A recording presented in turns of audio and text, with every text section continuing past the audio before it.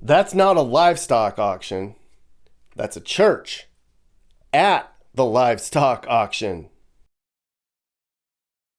I was just driving around rural Montana on my way to Idaho, and I saw a livestock auction off the side of the road and a bunch of cars out front. I was like, hey, pull over. I've never seen a live livestock auction before. I've always wanted to. Well, it turns out this wasn't actually Auction Cattle Day. It was Praise Jesus Day. Welp, ain't that the most Montana thing I saw on this trip? Too much Montana. Too much.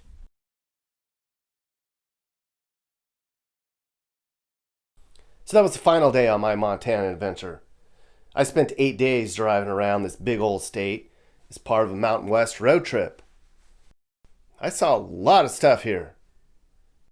So I'm going to take you into places you haven't seen and show you a side of Big Sky country that only a true rugged mountain man like me can. We'll see a bison ranch, famous people's boots, old mines, old mining towns, and some interesting people. And of course, bars, bars, bars. If there's one thing Montana people love more than whiskey, it's bars with slot machines in them. Now, Montana sure is changing, though. Us long-timers have seen some real rank bucking going on in this state. Now we're going to hop in the truck, and we're going to drive around, and we're going to see how new Montany compares to old Montany. Some of us still have tumbleweed in our blood, and no hour is wasted sitting in the saddle.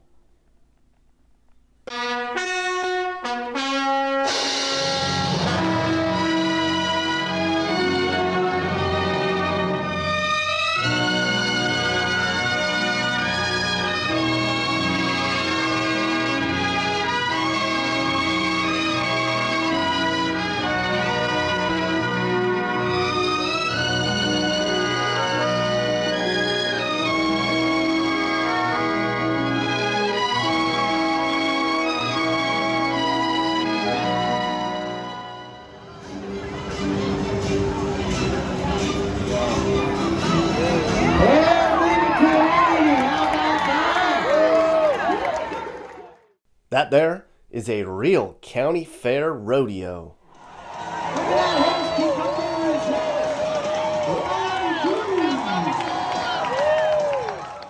We're in Bozeman. I think it was the 6th or 7th day on the Montana part of the trip. We had already seen 2 other rodeos, and had seen a lot of Big Sky country.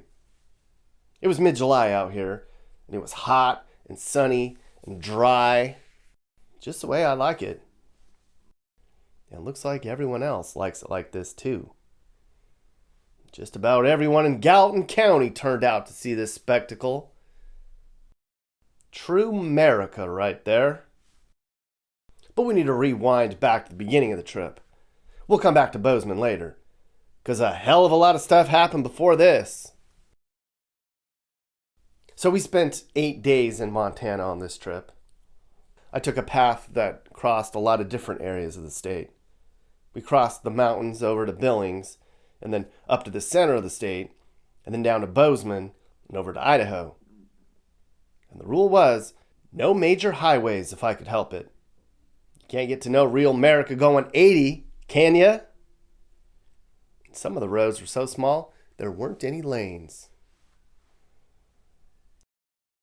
Here's when we first got to Montana on the first day. We were on the Wyoming border, just outside of Yellowstone National Park. The first place we came to was a really cool mountain town called Cook City. I think a lot of people stay here that go into Yellowstone to save money instead of staying inside the park. It looks way more fun here than it would be inside of there. They ain't got bars and whiskey in Yellowstone like this.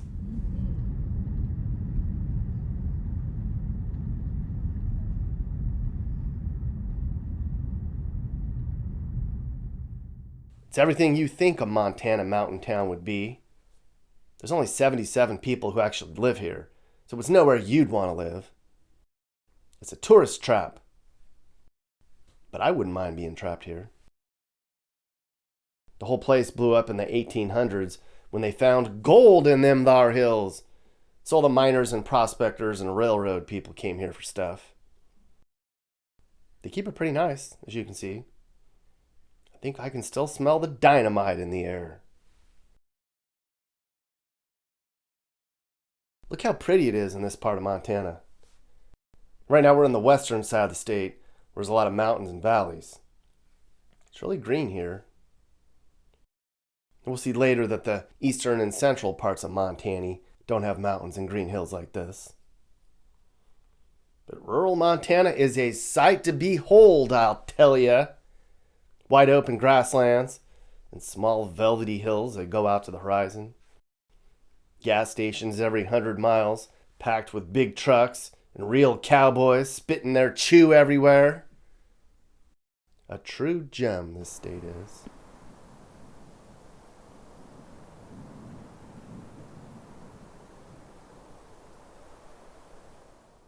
So on some of the back roads up here, you come across signs that say you're in an open range, meaning the cattle are probably in the road.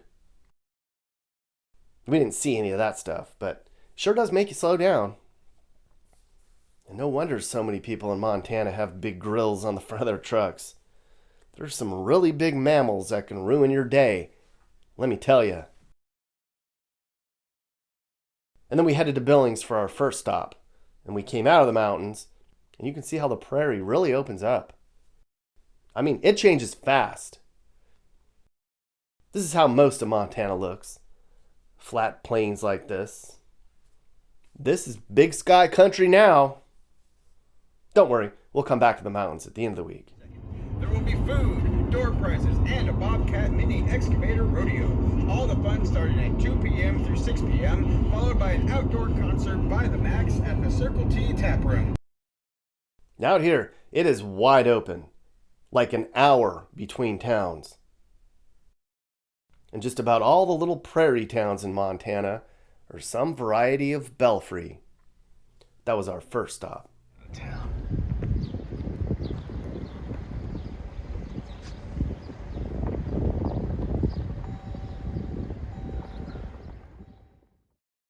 There's 300 people here in Belfry. And since we're nowhere near a big city, I'd imagine a lot of these people are probably retired.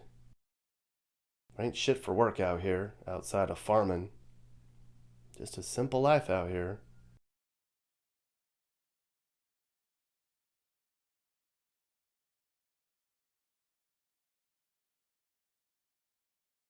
But it ain't cheap. Now last summer I drove all over the Midwest, and we came across some prairie towns that look just like this. We can get a house for about 150 grand. Not here. The average home here in Belfry is 380K. Going up fast. I know. Everybody wants to be in Montana now. Just how it is. Some of this stuff clearly isn't that much. Just a simple life out here, out on the Montana plains.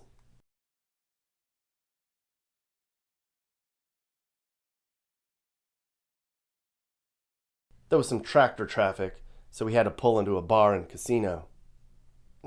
JK, I stopped here on purpose. You know me. Now, I cannot overstate just how important bars and slot machines are to Montana people. There's like 1,000 of these places scattered throughout the state. They're all basically the same, a bar or a cheap restaurant with a bunch of slot machines in them. They call them casinos here, which they kind of are, but kind of not. And Montana people love these joints.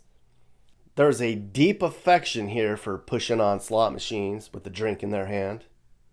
You can bet I went into a lot of them. This one in Belfry is called the Silvertip. Chew spit everywhere. You know it's a good place when you see that out front.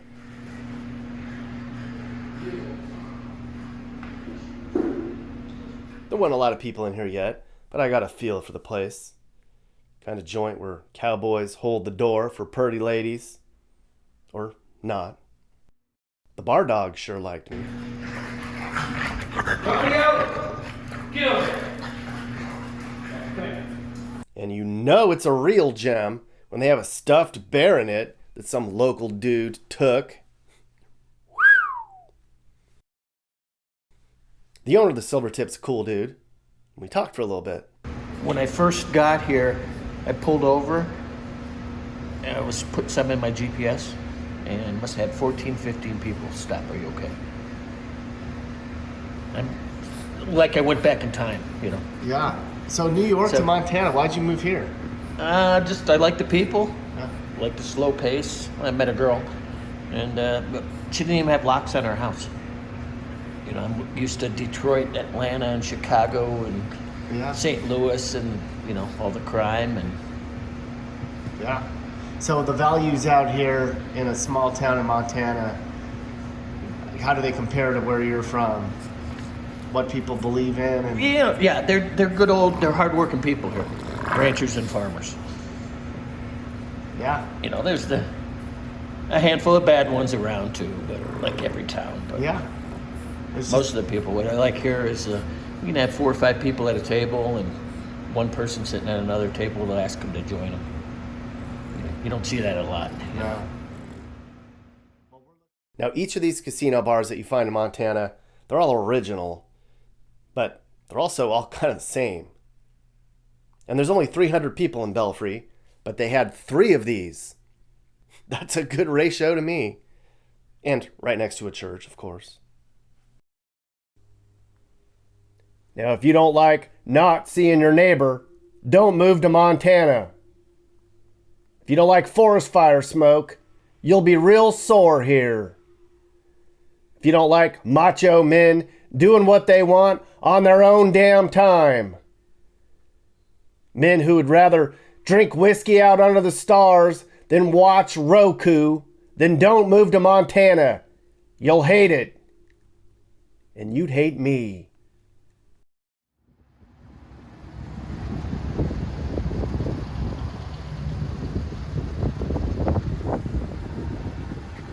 It's like a paste.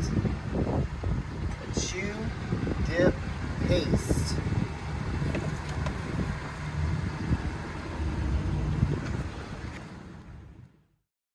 Okay, so the next prairie town we came to was Little Bridger, population 600. It's basically the same thing as Little Belfry, just more people. Bunch of average homes, gravel roads, and 5 bar casinos. Yes, 5 for 600 people. Downtown's 5 blocks long, and there's one on every block. There's one. One's over there.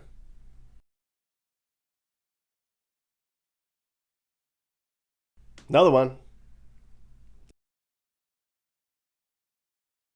And this one. That's the one I went into. The Dry Creek Saloon and Casino. Which one should I do today? Smash the pig.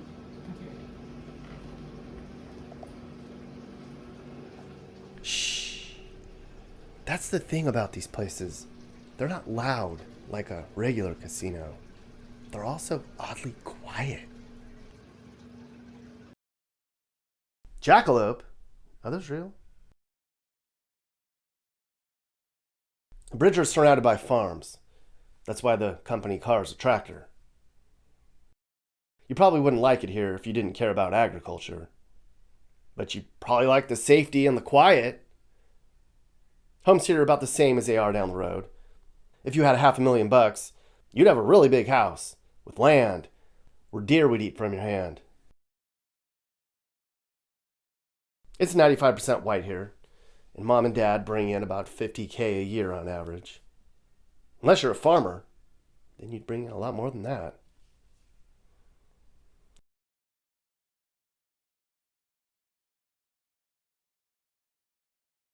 Now, I was invited to visit a wild bison ranch just outside of Bridger. It's called Wild Bison Ranch. The guy who runs the place is a cool dude.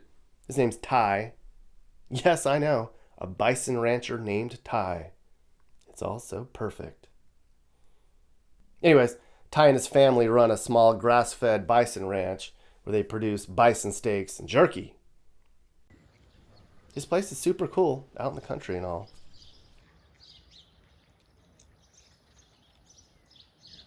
Even has turkeys. Maybe gonna make some turkey jerky? Look at you guys. Hi. You probably wish I had food. Ty took me out on his side-by-side to check out his herd. We talked about bison stuff. You know, real manly talk. What's the biggest challenge you've had that you didn't realize when you got started? Like, I didn't think about that. Oh, shit. Oh, man. There's a few of those. Those seem to come up every day. You know, between water and fence and that sort of thing. I have to think about that one, like the biggest. I probably, honestly, is like the marketing of the product. The product is the meat, right? We can't do this without selling a product, and that product is the bison meat.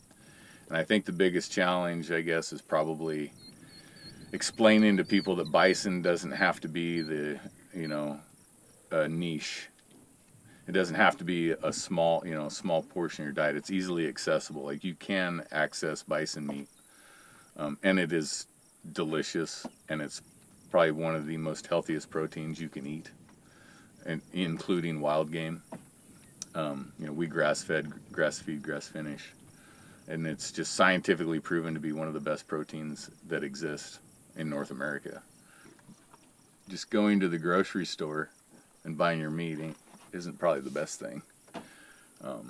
You're supporting the monster when you do that, and you can reach out, and it doesn't have to be us. Like, it could be anybody local. Like, if you live in, there's bison ranches in Missouri and Indiana, and yeah, we'd love for people to buy from us, but support your local guy. Like, that's how we're gonna help save this America that we live in right now. Stop supporting the big guys like Amazon. Like, everybody wants to buy on Amazon, right? But what about the local grocery store down here in our little town? Like, if we want them around, we have to support them, and that's kind of like changing the theme of America, is get back to your roots, and this is it. Mm-hmm. What's it like to kind of exist out here? What are the people like? It's, I'm not a city guy. Like, I spent some of my youth in LA. Like, we've lived in a lot of different places. For my personality and what I want out of life, like, this is the best place on earth, right? Like, I don't want to be in big crowds. I don't need to be in town all the time. Everything I need is here, which is those mountains, being outside in the elements. So I think it's great. When we moved here 3 years ago, so we moved from the west side of Montana over here, and this is central Montana. It's super rural. It was like we stepped back in time 20 years. Everybody waves at each other. Your neighbor just swung by, and we'll visit for half an hour. We opened an account, a credit account at the local parts store, because you're always needing parts. And they said, can we fill out an application for credit, for the ranch? And they threw us a notepad and said, write down your phone number, your name, your phone number, and your address, and that's good enough. And it's like back to the handshake, we're back to old school America, and that felt great. Yeah, that was amazing. Yeah. To me, that was like, we found home. That's hard to come by nowadays. Mm-hmm. Everybody wants to cheat and steal and rip people off, and so it was good. It's a good place to live. Ty even sent us off with some jerky, and it was good. I think my driver and I ate it all before we even got to Butte. I felt bad eating it, kinda, since I had just made friends with the bison and all. I'll make my own jerky. The hell you won't. Them ain't your herd to shoot, and Ty's my friend. Now put that sidearm down, or I'll draw with you. Little squirts think they can square up all the time? Little Gen Zs thinking they can get something for nothing.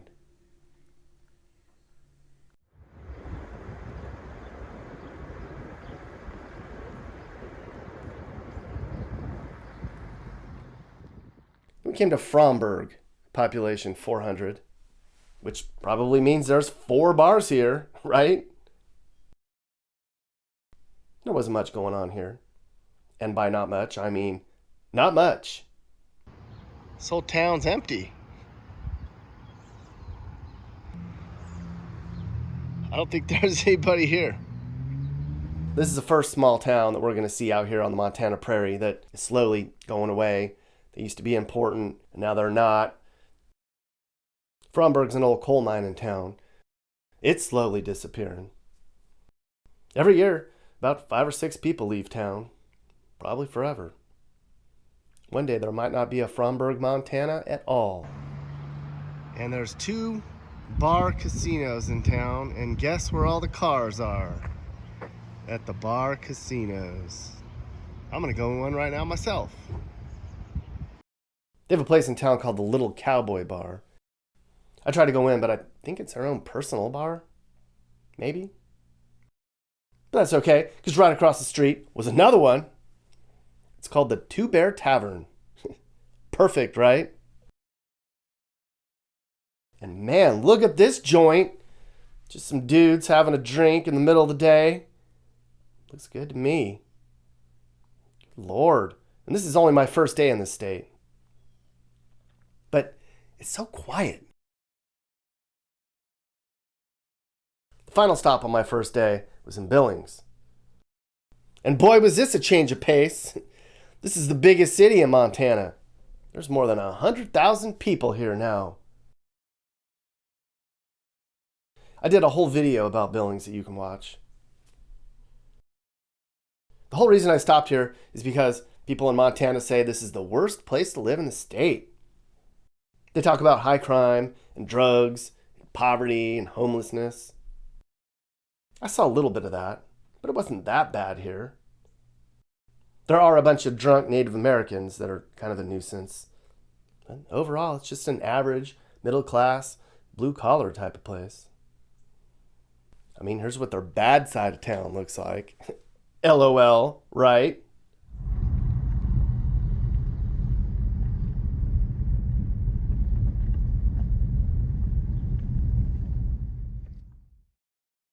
I didn't think Billings was that exciting, but I don't need a lot to stay entertained.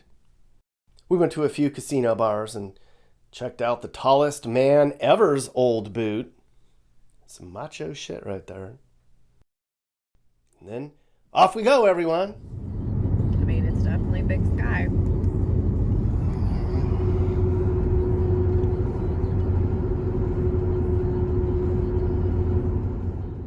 On day 4, we left Billings and we drove to Lewistown. It's about 150 miles. Anything within 200 miles is close in Montana. They measure drives in hours and in beers here. As we left town, hay bales began dotting the landscape. I think that's all they can grow this far north, since the growing season seems like it would be so short. But ag is king in central Montana. Wheat and hay, mostly. And look at all those bales. It sure looks like it was a bumper year. I think there's been a big drought out west. But this past spring was a real doozy. That's what they told me. And ranching's a big deal in Montana too, as you knew. Horses and cattle and all that stuff. A lot of kids out here are baptized with their cowboy boots on. There's more cattle than people, by a lot. There's 28,000 farms and ranches in this state. So if you want to rope or ride or make hay while the sun shines, this is it. These are where us real men roam, hombre. Where we cook pork and beans in the can right on the damn fire. Our mustaches taste like whiskey and chew. And them's our women. If you kissed me, you'd taste black coffee and skull.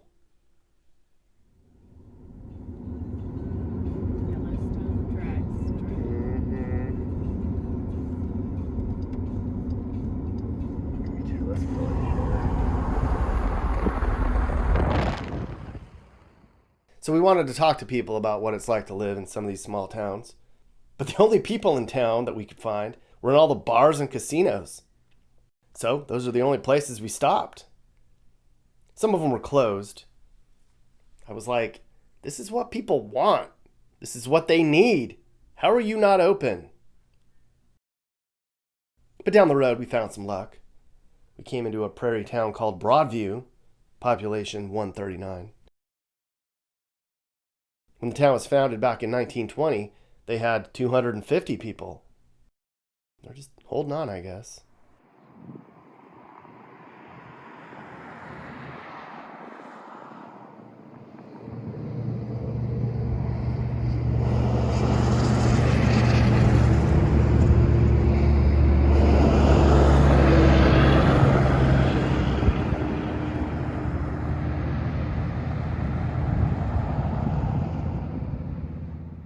Their bar casino was open, despite it being early in the day. I didn't see anybody in there, though. But then, hey, somebody said, come on in. This is perfect, man. I love bars like this. Is this your place? Yeah. These places are all treasures.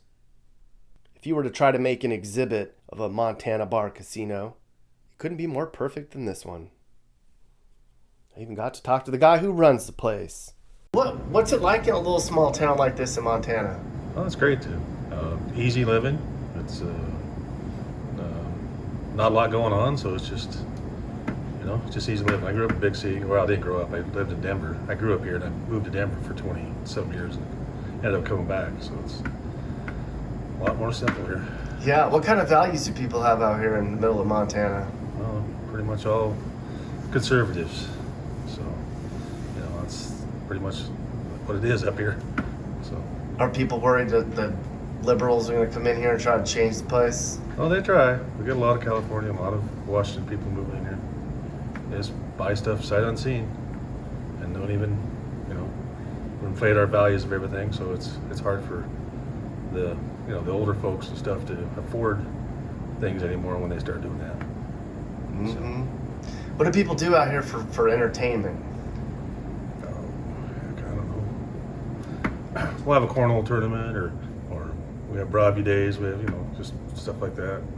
Entertainment wise, hunting, of course. I don't know, just outdoor stuff, 4-wheeling, ATV, and that's a big thing up here. So, yeah. This part of Montana is pretty set in its ways. It's all very conservative. There's some preppers out this way, some extremists, but most people out here are just your average, sensible American. A lot of people just hunt. Everybody out here has at least 20 guns. Guns is what makes Montana, Montana. They got the least restrictive gun laws in the country. And hunting season never ends here. You can see the date card for Montana hunting season. You can shoot something pretty much any day of the year out here. It's mostly elk and deer and birds that Montana people shoot at. Getting a big old buck is what people dream about. An early morning hunt is what gets me out of bed.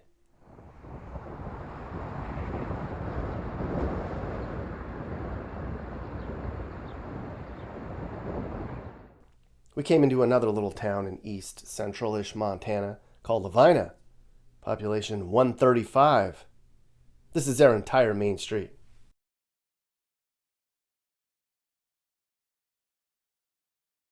Lavina is another prairie town that's slowly disappearing. They just don't have things people need anymore. The old grain mill and the railroad depot and the mercantile. Who needs that?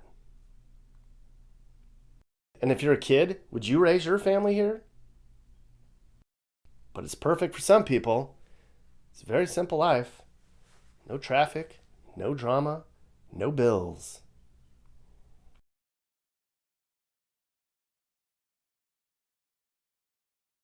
And oh yeah, they have a cool bar. Of course they do. It's called the Cozy Corner, and you can tell from the outside that it's cozy inside. I love type of places. I knew it. I even got to talk to the owner of this place too. I know. I'm on a bar casino interview roll. It's what Montana mostly is small towns. Yeah. But I have no idea. What is it like in a little small town in Montana? Not as busy. A little more social. A lot of these people out here just, they don't want to live anywhere else, right? Yep. People like it where they live here. What kind of values do people out here have? What kind of what? Values? Value. Most people around here got good values, morals, character, honesty, integrity. I have no problem with the people around here. Do you guys feel that like people that live in big cities are lacking all that?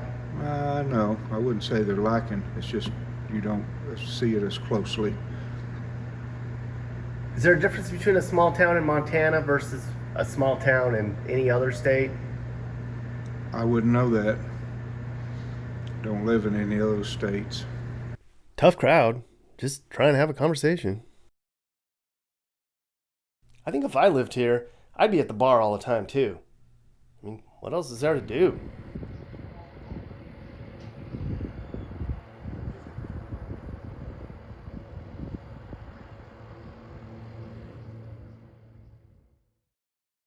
In the afternoon, we stopped for gas at a little place called Grass Range, population 114. God, these places are getting smaller. You need to assume that everybody around you at the gas station has a gun, and they can't wait to use it. That means don't mess around. It was kind of hard to get any information about this place online. Wikipedia just says, the town was probably named from the fact livestock graze here. What the hell is that? Here's what a neighborhood looks like in a Montana prairie town with 100 people. The average house here is $230,000, and that's very cheap for Montana. But they're going up a lot every year. This could be the next boom town, huh everyone? Probably not. The high school mascot here is the Rangers. Of course it is. I noticed across the parking lot, there's a place called the Wrangler. Steaks, burgers, beer, whiskey, and more. What else do you need out here in rural Montana? I tell you.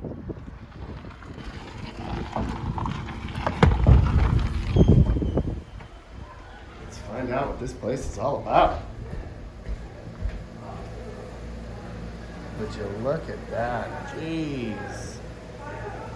Oh my God. My kind of place. Look at that. Just a beautiful specimen of a bar, restaurant, casino in rural Montana. They don't make them any better than this.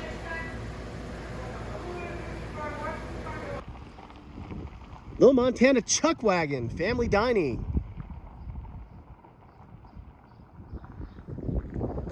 I mean, this is about as small town Montana as it gets. There's like 105 people in Grass Range, Montana.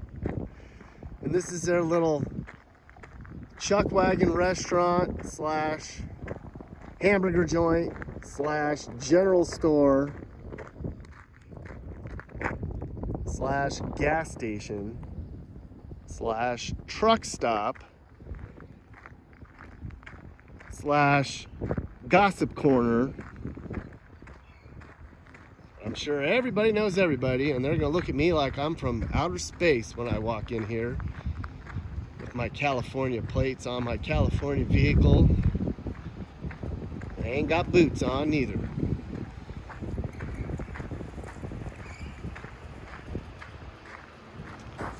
Look at that.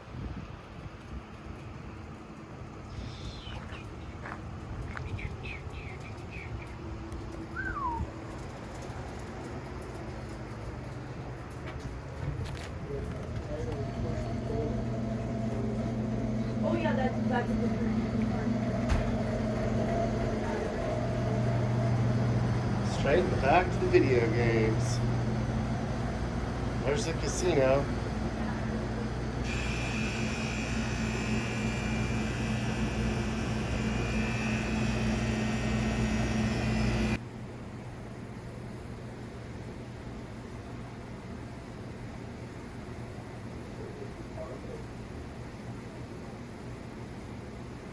And here's the restaurant. Got room for 20 in here. Just a perfect little joint in the middle of the Montana prairie where you can get a full belly and make friends too.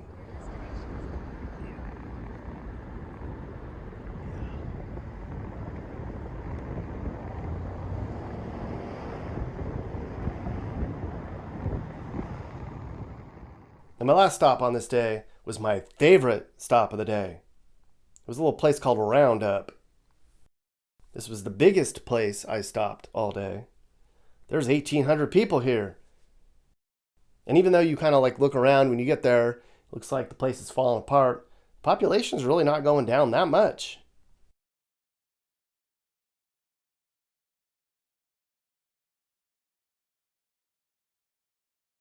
I talked to a lot of people when we were here. We stayed for like 3 hours. Loved the place. And everybody in town was so down to earth.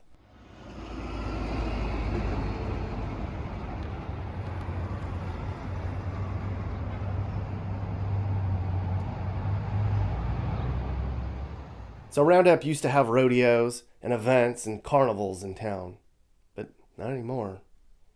The oil refinery and the nearby mines are where most people work, or worked. Those industries are going down. And apparently the good old boys who run town don't want change. So downtown has a bunch of abandoned storefronts right now. It's expensive for groceries here. You can pay $6 for that milk, or you can drive 45 minutes to Billings to get it. Your choice. So dollar store is the only game in town. And they're part of the problem too. So I was walking around and I was like, people want Montana and they want cheap. So places like this could be the next boomtown. And then the guy in town told me, actually, that might be happening a little bit. He said there's people coming here from California. Uh-oh. And they're buying things and they're getting involved. He runs the only thrift store in town, and he's actually from California. But he's on the good side. We just said, so you're here now. You're a California refugee. What happened? Yeah, born and raised in Clovis, California. Got pushed out of Fresno by the gangs. My whole family moved to San Luis Obispo area, Cascadero, Morro Bay. And we did that in 2002. And then now it's overcrowded. The homeless are everywhere. There's probably 20,000 homeless that live in that area.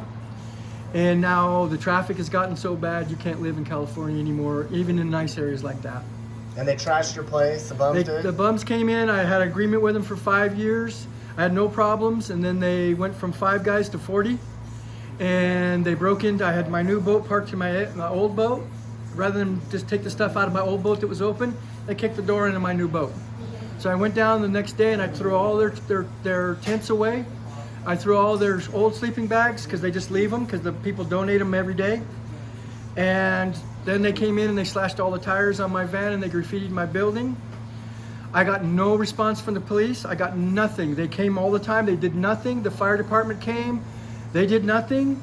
They wouldn't post it. They wouldn't do anything. So I went on the local radio station, a liberal radio station. This guy thought he was going to make a fool out of me.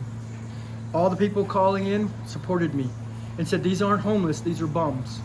After that, the next morning I had the police chief, a female, I had her right-hand man in my front door. And he made an agreement with me. He says, here's all my numbers, call me if you have any more problems, but please don't go back on the radio. They don't want it out there.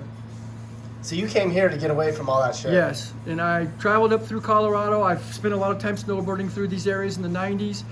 This is a wonderful place. Don't bring your California attitude here because you won't make it here.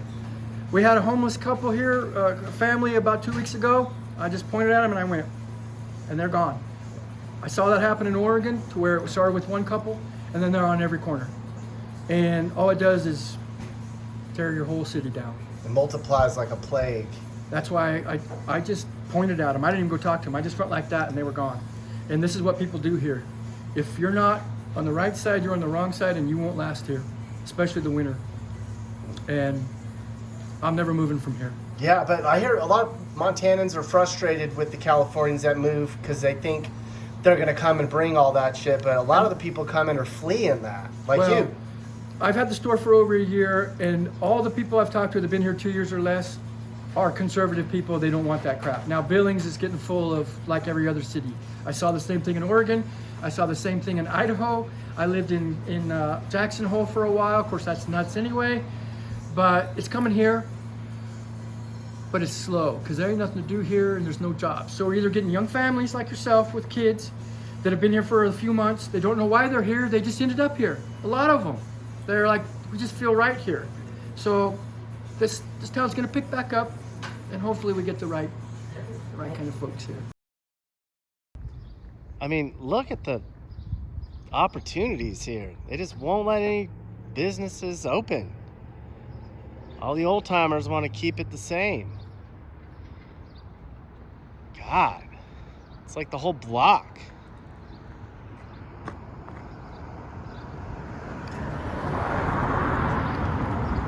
But you know what is open? Radio Shack. When's the last time you saw a damn Radio Shack?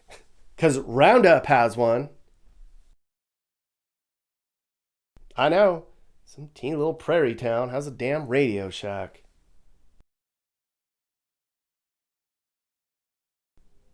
And I don't know who's buying this stuff.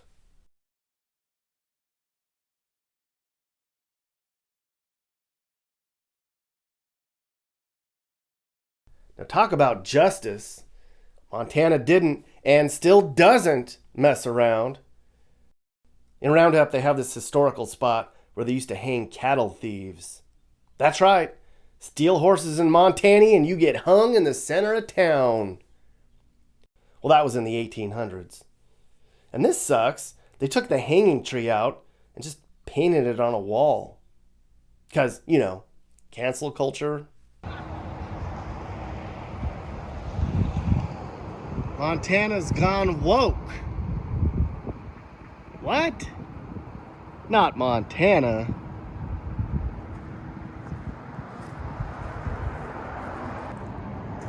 I think that's where it was right here. They cut it down. They cut the damn tree down.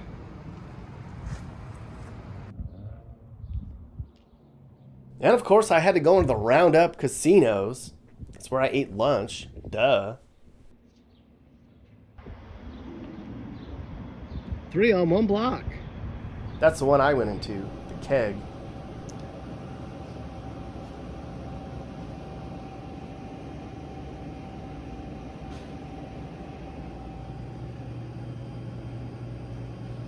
This is my kind of place. Man, these places sure suck the life out of these folks.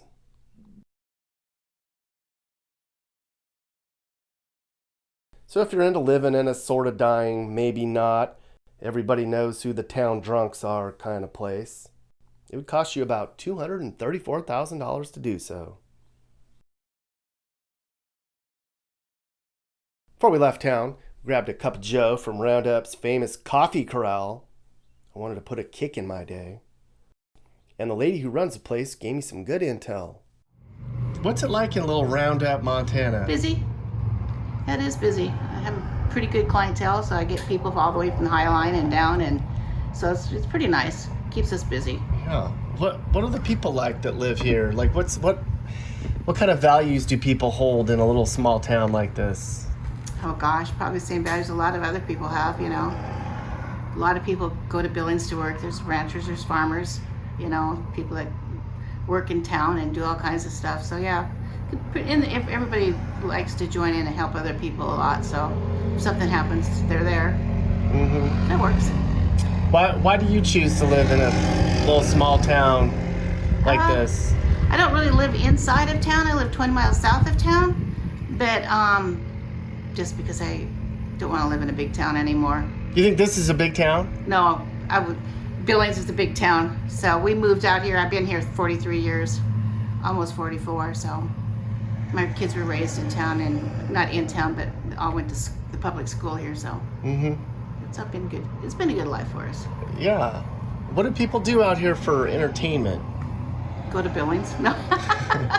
There's no movie theater. There's no really anything, Kids drive around town like we probably did when we were teenagers, but there really is not a lot to do. Go to the bars, I guess that's what a lot of them do, but that's no fun either. So sit home, watch movies. When you guys watch TV and you see all the stuff, all the crap that goes on in the big cities, does it make you appreciate where I live? Yeah, very true. I'm glad I live in the country with very few neighbors, so it's really nice. It's quiet, so it works. Yeah. On your way out of town, you pass a mural reminding people to stay off of meth. Right across from a casino. Too much, Montana. Too much.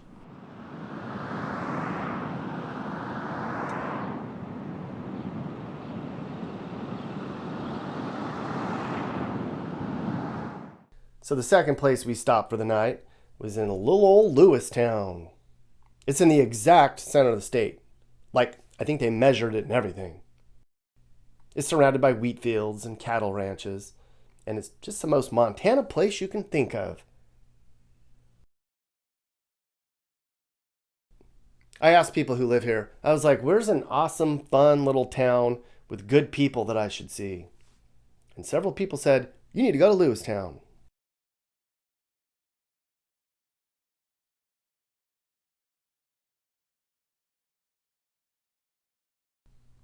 It's super safe here and really country-like. The only drama in town is a big legal fight between a nonprofit that's trying to take away all the prairie land and the local farmers and ranchers who do not want that. There's all these Save the Cowboys signs all over the county here. Local folks don't want to see their pastures get bought up by some rich organization. Nuh-uh. Even the local camel in town hates the prairie thieves. Here's how country this place is. One night we were having dinner, and this huge agriculture convoy rolled through town. It took like an hour.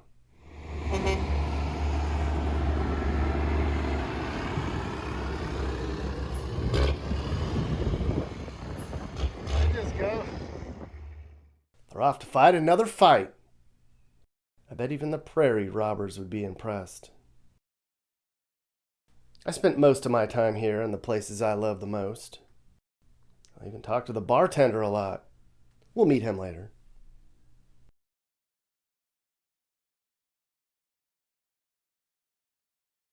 So we had one more stop in Montana. From Lewistown, we drove to Bozeman, which is about a 2.5 hours drive if you don't stop.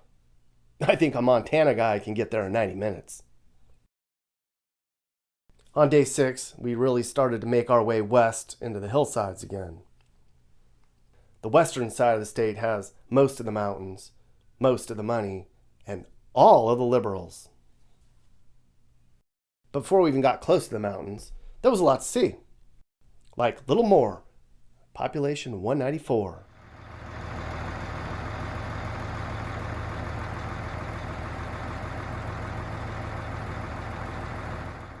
Okay, there really isn't a lot to see here. Just a little farming place with an awesome bar over there. It was open, but nobody was inside. It was a mystery. For a few minutes, I was king of the bar casino. Should have poured myself a damn sarsaparilla. My kind of place. Man. And here's what a neighborhood in a tiny central Montana farm town looks like. This place has been here since 1903, and the only reason it's here is because the railroad stopped here for a long time. You could buy one of these homes for $250K if you wanted to. I bet some folks in here would even take less than that.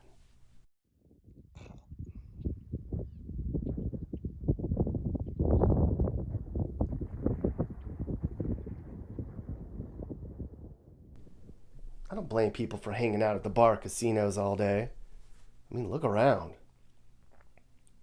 Gambling and drinking is, well, that's fun out this way. But it's scary being on these roads. The speed limit is nobody gives a shit. And a lot of people are boozed up out here. Montana has the highest number of drunk drivers in the country. Now, 20 years ago, you could drink and drive in this state. And then they changed the laws on us. Let's have a Coors and celebrate our freedom. You shouldn't drink and then get in your truck. It's dangerous. I'm happy you stay out of this, damn it. I'm getting on my horse, you stupid millennial.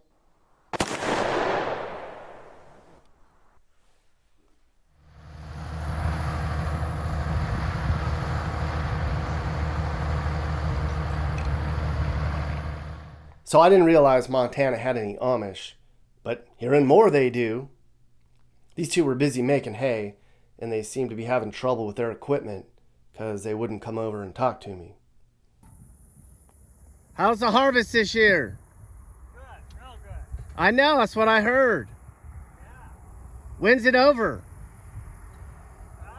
I was like, you know, horses start every time. Why'd you switch? But one of my favorite stops of the day was at the little Amish market in town called Big Sky Grocery.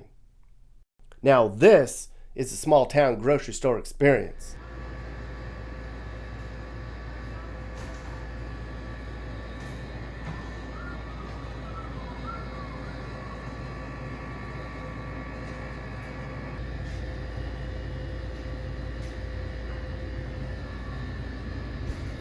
They had all kinds of stuff.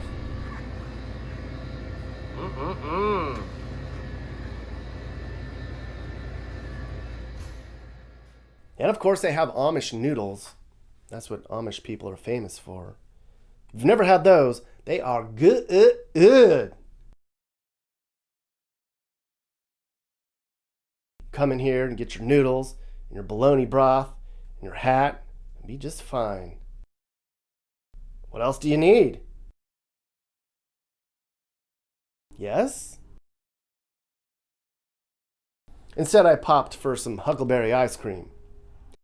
Now, I've talked about the wonders of huckleberries in other videos, but they are a prized fruit, and they only grow in this part of the country, and only for a certain time of the year. And they are good. And the huckleberry ice cream is the best. Too bad they sell Bud Light here, though. No one drinks that crap anymore.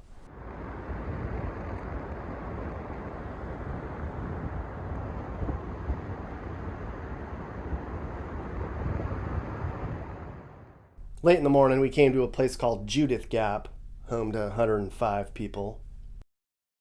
They call it that because it's in a valley between two mountains where the settlers moved around in.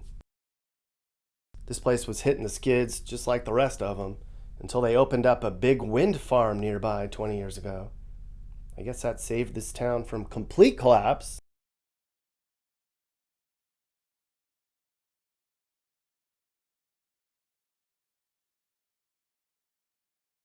They have a bar in town, of course, and there's 100 people here.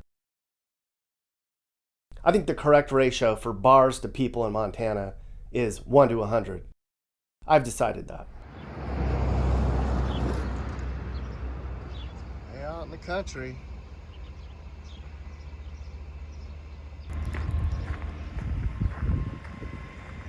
My kind of place. Just sit out here and watch the sunset.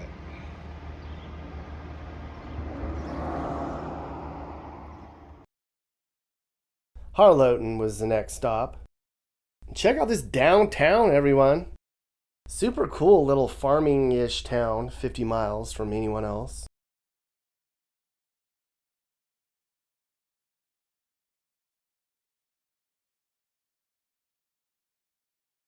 There's about 1,000 people in town.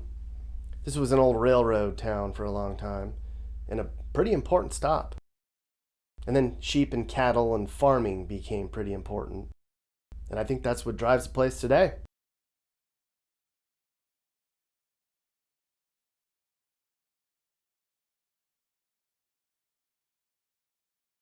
Now, this is the cheapest place I visited on the entire trip. Homes here are only $170K each. And I was like, wait, what? Why is the prairie town with the best downtown the cheapest? Nice, small, peaceful Montana life out here. Nothing to worry about except, are the fish biting and is the casino open yet?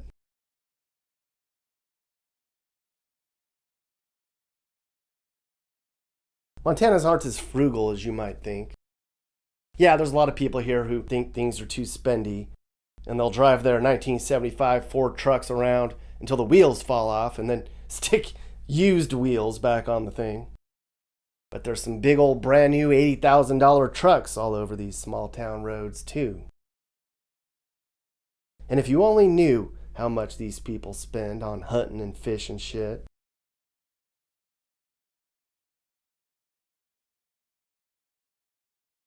And hey, look, they even have their own rodeo ring in town.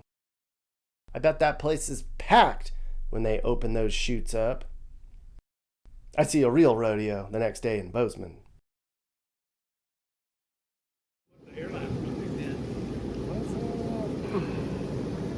Just chilling. Yeah. Have you ever been in a hot springs? I got to for the first time. This is the Spa Hot Springs in White Sulphur Springs. I think they pump the water in from nearby natural hot springs.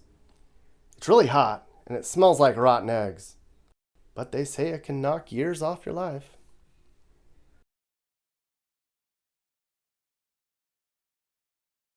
They named this White Sulphur Springs because of the White Sulphur Springs nearby. It's another small Montana town with a lot of charm. It's kind of the same type of place from the one we just saw.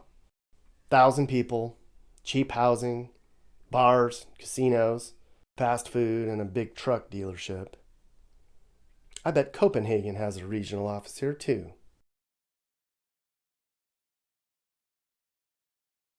So we're getting closer to Bozeman now. And the whole reason I even went to Bozeman was to show people an example of how this state's changing. As you might know, there's lots of liberals from the West Coast that have moved to Montana to get away from their expensive, crime-ridden hometowns. And they all came up here, and the cost of living got way worse, and the crime and drugs is here now. And, well, Montana just ain't the same. But it's not as conservative as you might think. Montana's red, but it's kind of purple still. Even though I just read that the state just threw the transgender people a hot potato. Anyways, it's the rich, soft people against the amosexuals up here. It's never a dull moment in Montana.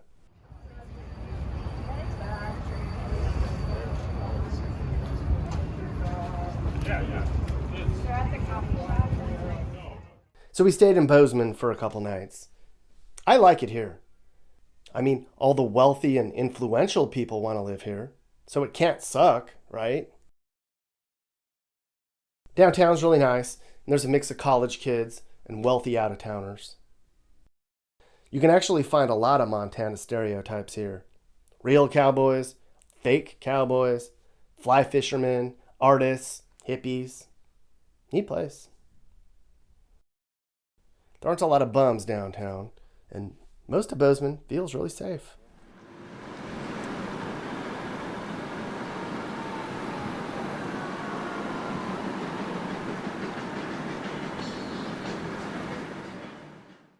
But people in Bozeman will tell you the place has gone to shit.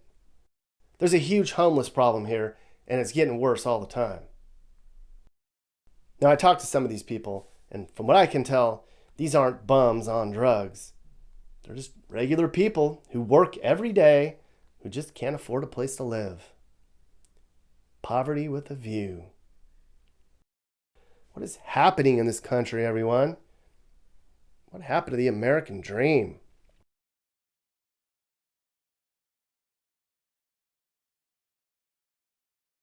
Here's what all the new fancy neighborhoods in Bozeman look like. Wonderful homes, but they ain't cheap. Nothing on this street's under $1 million smackers. You can blame all the house rustlers for that. When we were in Bozeman, I popped by a dispensary, because weed's legal. But I just looked around and asked some questions. I don't and won't use drugs. We got rained on the second night. This is actually the first time we got rained on during the entire trip, and this was day 22. It only lasted for 5 minutes. It was really refreshing, not gonna lie. That's 13.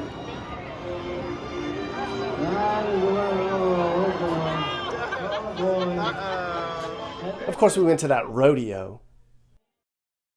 Now I have a whole video about Bozeman where I talk about this rodeo. But it was a real doozy.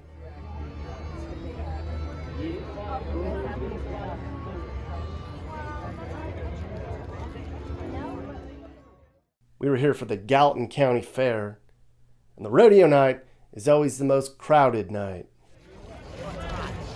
I think we might be at the end of the food line.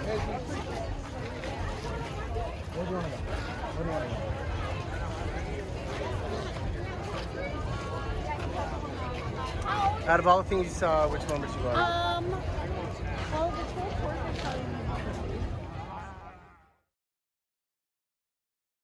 Now, our final day in Montana was the drive from Bozeman to the Idaho state line. We drove through a lot of mountains on this route. The total drive was 300 miles, and they said it would take 5 hours, but you know me, took all damn day. But we had to get gas first. And of course, they had a place to gamble. Elston or whatever, that big party they had last night? No. I don't want. Because I guess they got out. Now, just outside of Bozeman is the little town of Three Forks, which has kind of a lot of people. I mean, there's 2,000 people here. They call it Three Forks because 3 rivers merge here. And if you didn't know, this is the birthplace of the Missouri River, right here in southwestern Montana. You spit your chew in the creek, and it'll end up in the Gulf of Mexico. It's a little small town in Montana. Three Forks. There's the city hall. And the little downtown.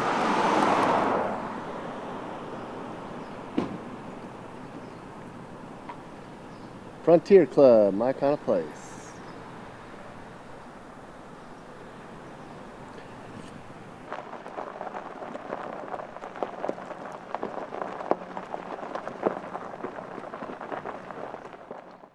None of the roads in town are paved. I don't think these people mind that. There's something about the sound of a gravel road that's comforting anyways. And this is by far the most expensive place we stopped. Houses here are $500,000. No idea why. Just people want to be here, I guess. Seems legit. And guess what? They too have a little rodeo ring in town. If there's something people in Montana love, it's rodeoing. That is when they get outside.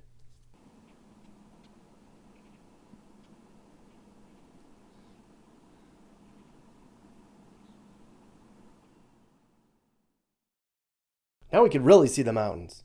I was thrilled about that. At noon, we came into the wonderful city of Butte. Now, I think Butte is beautiful, but people around Montana don't. They look down upon this place. They say it's poor and run down and a has-been town. One website even said Butte's one of the ugliest cities in the nation. What? That's mean. I mean, it's not perfect here. There's a lot of poverty and a lot of drugs here. The neighborhoods are old and worn out. Can't deny that. There's edges of downtown that are way past their prime, like Rust Belt looking. Well, that's because Butte's seen some hard times. It's because the copper mines shut down. Back in the day, I think I read that there was so much copper mined here that it funded a world war or something. There were 10,000 people who lived here that worked in the copper mines. At one point, Butte was the biggest city between San Francisco and Chicago. But as you know, things change. They shut the mines down and shit went south. But Butte's not really falling apart yet. I mean, the population here is not really going down at all. And downtown is pretty freaking cool. It looks like they're restoring a lot of it. And I didn't see any bums or junkies all over. I didn't see graffiti or thugs walking around. Just quiet middle America. And most everybody here is pretty blue collar. They do work that'll put food on your table and hair on your chest. Lots of tough old macho shit happened here in Butte.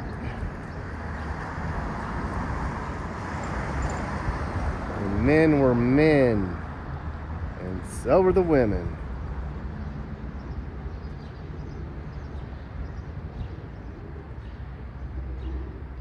There's probably still bullets in the side of some of these buildings from all the shootouts that happen here. Huh, everyone? They still call themselves the richest hill on earth.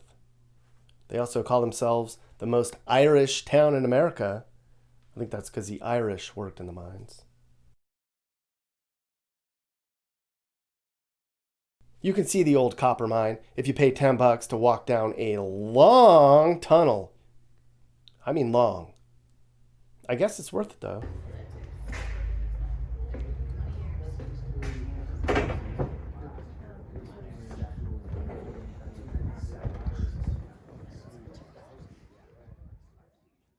Now this is a super fun site. Basically, it's an environmental disaster.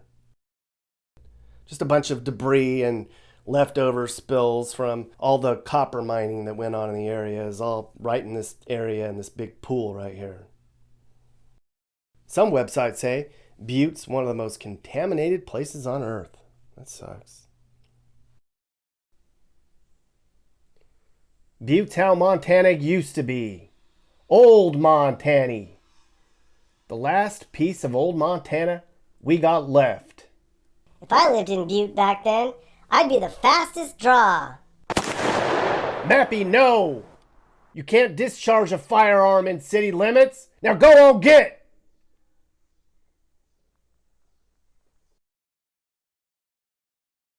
Now before we got into the mountains, we came to a little place called Deer Lodge. There's 3,000 people here. Nice little place. They even have an old prison in town that looks menacing. That prison used to hold El Chapo, the Mexican gang lord, back in 1829. Now I think it's a car museum. But nobody was around. I mean, I saw some empty, small Montana towns that week, but every time, you just had to wonder. I like it like this. I'm sure people who live here do too.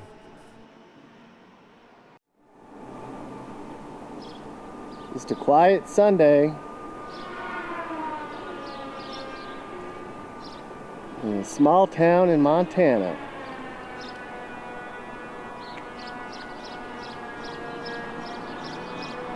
Deer Lodge. And of course there's 2 bars as soon as you come into town.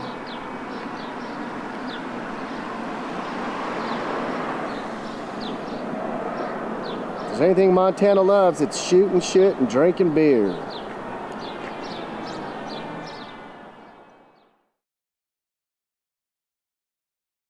Homes here sell for $250,000, and you can bet your neighbor has a gun, plays slots, and spits chew.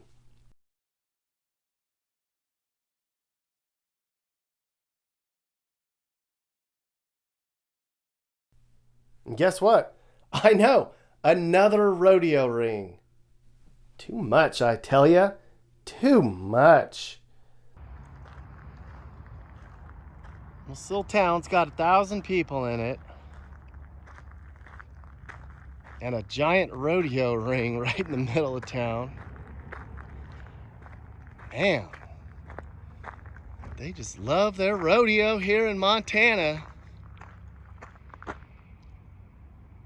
I bet you the whole town shows up on rodeo night. Watch the little buckaroos get their little buckles. There's been a lot of memories in that dirt. There's a lot of chew spit in that dirt too, I bet.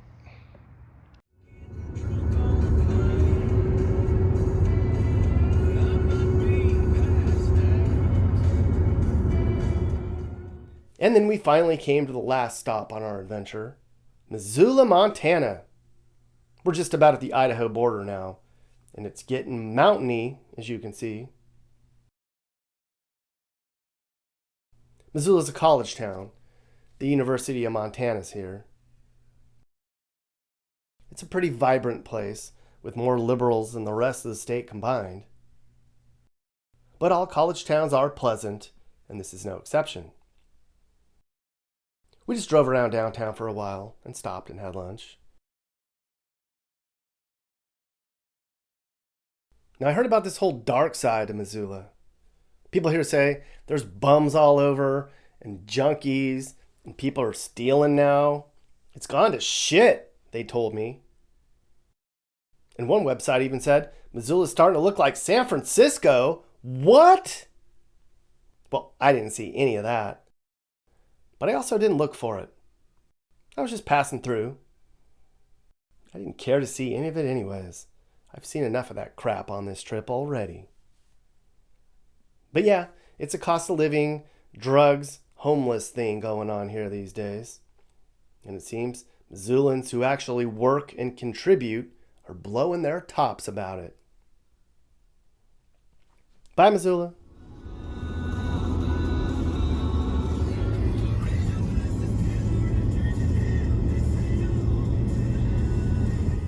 Hey, look, we made it to the Idaho border.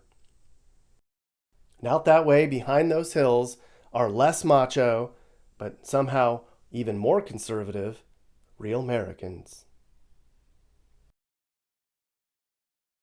I liked Montana a lot. Not as much as Wyoming or Idaho, but I also barely covered any of this big old state. But I still feel like I saw a lot. Some parts of Montana seem very vibrant, and some parts seem very sleepy. And even though they're not loud about it, there's a lot on people's minds here. All this change I talked about has long-timers frustrated, and some are leaving. Some are leaving for good. They'll flee to other gun-friendly states that are actually still cheap. Missouri, Arkansas, Iowa.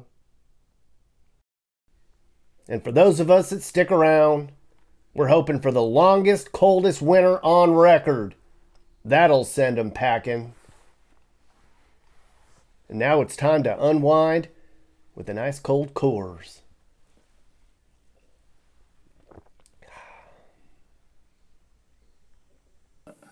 Has Montana changed at all since you have been? How long have you been in Montana? We moved here in 2015. Okay. Has it changed at all in the last 8 or 9 years? And are people worried that it's gonna? I mean, I have California plates on my car. I know Californians are not liked here because they just try to change things and drive up the costs and everything. Not just Californians, just people in general. But like, is the state changing at all? You know, there's always that fear, you know, because people want to move to Montana, you know, and you know, like we talked earlier, I lived in California as a kid, and you know, you live there, and you know, I've got friends that moved to Montana from California. So like, it's not necessarily Californians that Montanans are worried about. It's the politics of California coming here that we don't want, you know. And if I could give anybody advice, you know, we moved here, like I wasn't born and raised in Montana, and when I moved here, I'm like, I'm not you know, I'm pretty conservative, but I'm middle of the road. You know, I know that there's a balance in everything, politics and life and relationships and land management, and there's always a middle of the road place to be. And I like to think that that's where I'm at, the common sense side of things.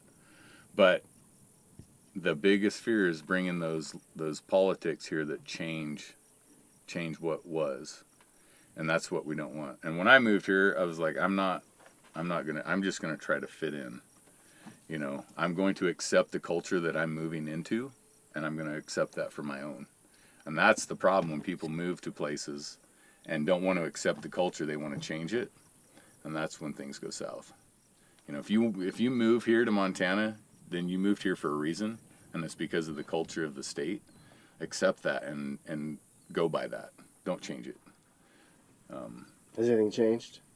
It's starting to change. Like yeah. the costs? Yeah. But like I mean, politically? you're gonna go to Whitefish, and you're gonna see California.